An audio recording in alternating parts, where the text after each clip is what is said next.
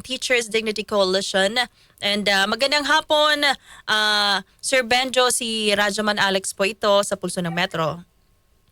Yes, Ma'am Alex, magandang hapon po. Magandang hapon sa lahat po ng ating nakikinig po at nanonood. Yes, sir. Good afternoon po. Kamusta po ang inyong preparation po o last minute preps po para sa pasukan ngayong June 8 sa Monday na po yan, Sir Benjo? Actually po, ngayon nga nandito ako sa ilang mga school sa Bulacan mula kaninang umaga, no?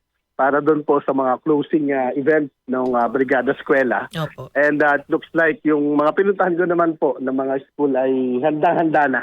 Okay. Opo, at alam mo, high spirit din naman lagi yung mga teacher po natin, ano, kapag mag-o-open ng school year ay lagi kami nag-anticipate ng the best, no, for our students, for our teachers, no, despite the challenges, of course, that we do recognize din naman po, no.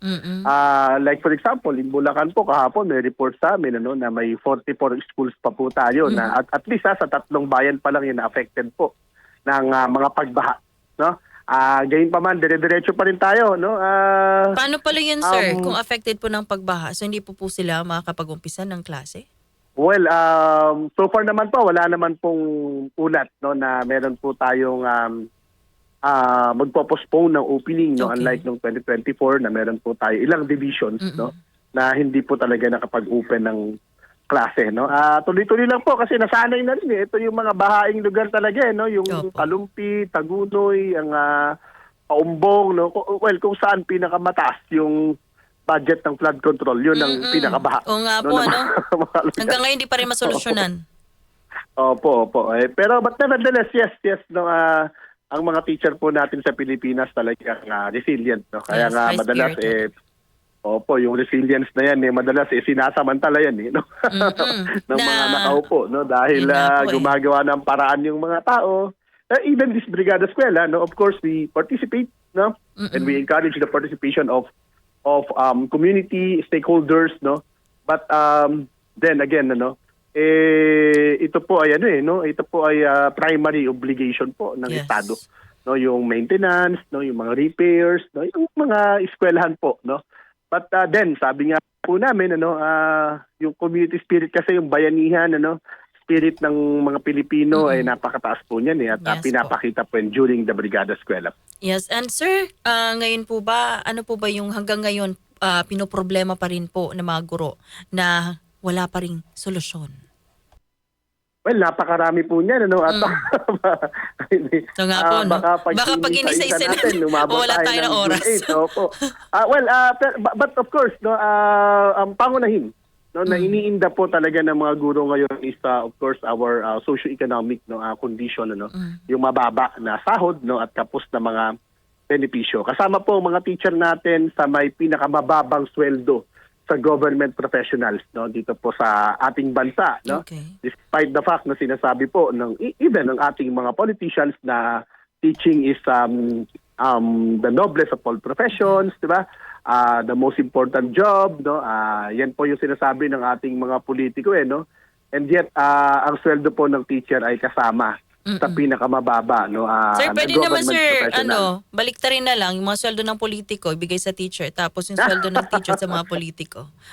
Pwede po ba yun? Alam nyo, yan yung pinost ko nung I think yesterday or the other day, umabot yan ng 1 million views, kasi yung sweldo ng senador, no, salary grade 31 po yan, no, so that's something like 300 plus thousand po yan, ano po. Samantalang ang teacher 1 ay salary grade 11, no, that's only 31,000.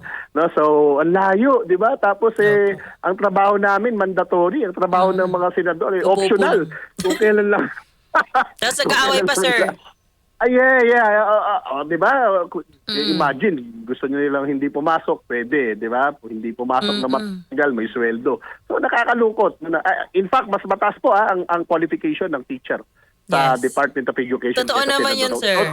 Totoo na. And even president, mas patas po ang qualification namin. Kasi sila ang education qualification po ng senador, congressman, and even president of the Philippines ay isa lang, able to read and write. Yes. Oo nga po. Baka kailangan po nilang bumalik sa eskwelahan.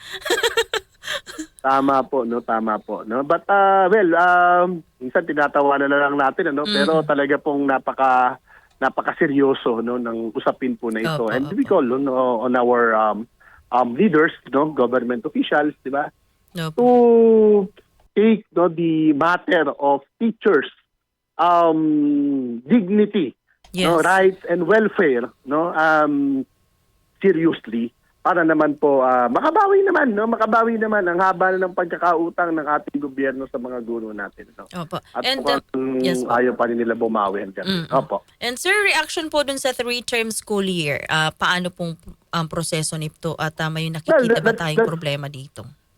Opo, that's another thing po, no. Yung program po na yan na napakalaking programa ay biglang ipatutupad ng walang konsultasyon. Nagulat na lamang kami, lumabas na yan sa media, kung hindi pa kami humingi ng orientation ay hindi po namin alam, di ba? Kami naman well, as you know po, ang TDC naman ay kaya naman po naming makipag-ugnayan, no, sa Department of Education, Yes. makapagtulungan, no, and we've been supportive, no, to most of the DepEd programs, no, and projects po, no. Of course, no, our members, no, being public school teachers, no, mostly siguro 98% ng TDC membership public school teachers, so DepEd po lahat ng yan. Ano po, no, kaya lang yun nga po, sabi namin, sana kapag meron namang ganito mga programa, abay unahin naman lang sabihan. No, Ayun. kung hindi man kayang konsultahin, no, sabihan man lang yung mga teacher, no, para naman po hindi kami nagugulat. Tatanungin kami ng mga magulang, ng kapitbahay namin, napanood nila sa TV, tatanungin kami, kami mismo hindi namin alam. 'Di ba? May mga ganyan po. But of course, no, we always, no, ang mga, sabi ko nga sa inyo kanina, resilient pong mga teacher natin, no, adaptable ang mga teacher natin, no, laging ganyan po ang aming karakter, no. So we could manage, no, all the Yes. time, no. Okay. Pero sana itong resilience na to, sabi ko nga po, dapat huwag naman po sana samantalahin. Ano po? Yes, sir.